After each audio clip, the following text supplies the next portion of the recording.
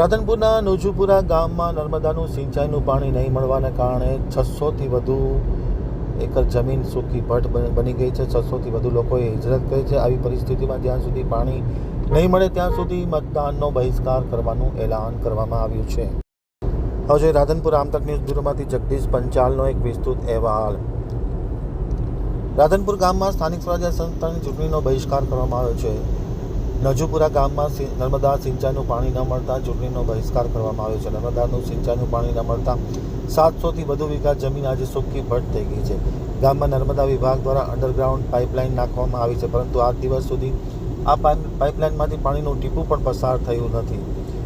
ગામમાં પાણી ન મળવાને કારણે ગામ લોકો હેરાન પરેશાન છે। એક તરફ પીવાનું પાણીની તકલીફ, બીજી બાજુ સિંચાઈનું પાણી ન મળવાના કારણે 600થી વધુ લોકોને હિજરત કરવી પડે તેવી પરિસ્થિતિનું નિર્માણ થયું છે। મોડી રાત્રે ગ્રામ્યજનોએ સભા યોજી મતદાનનો બહિષ્કાર કરવાનો નિર્ણય કરવામાં આવ્યો છે। જ્યાં સુધી નર્મદાનું સિંચાઈનું પાણી નહીં મળે ત્યાં સુધી ગ્રામ્યજનો મતદાન નહીં કરે તેવી જાહેરાત કરી છે। 1500થી વધુનું વોટિંગ આ ગામમાં છે, ત્યારે મતદાન નહીં કરવાનો નિર્ણય ખૂબ ચોંકાવનારો બન્યો છે। અધિકારી આવ્યા હતા નર્મદા કેનાલના, એને અસરકારકમાં જવાબ મળ્યો, બરાબર અમારી માગણી સ્વીકારી નથી। એના કારણે અમે નવા નજુપુરા અને જૂના નજુપુરા બંને ગામ એક થઈ સહમત થઈ અને ચૂંટણીનો બહિષ્કાર ચાલુ રાખ્યો છે। કઈ કઈ પ્રકારની માગણીઓ અને કઈ રીતે તમે સંતોષ સરકાર પર માગણી કરી રહ્યા છો? અમારે હાલ જે કેનાલ છે એ હાવ બિલકુલ નાની છે।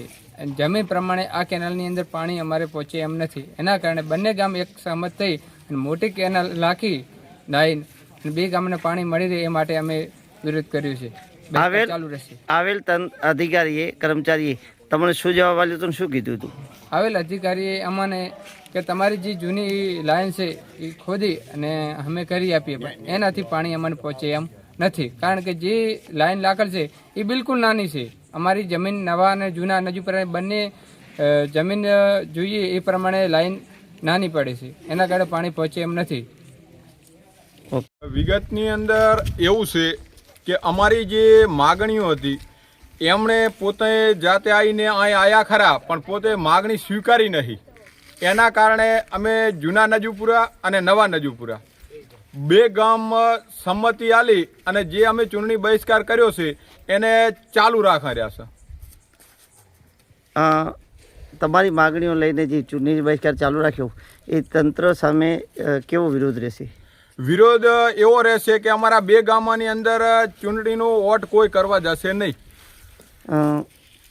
જે અધિકારીઓ લઈને માગણી હતા એને તમને શું વાત કરીને નવેસર જે લાઈન માટેની તમે માગણી કરી શું છે? નવેસર માગણી અમારી એવી છે કે જે આ લાઈન છે આ લાઈન બિલકુલ અમારી જમીન પ્રમાણે હાવ બિલકુલ નાની છે, અને નાની એવી કે જે અમારે નવા નજુપુરાની અંદર જે લાઈન જાય છે એ તો ખાલી હાવ સામાન્ય બિલકુલ 3 મશીન અંદર નહીં અડે એમ, તો આ લાઈનનો ઉપયોગ કરવો કેવી ડોર?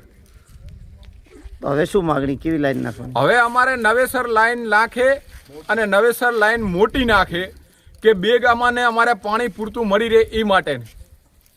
ઓકે।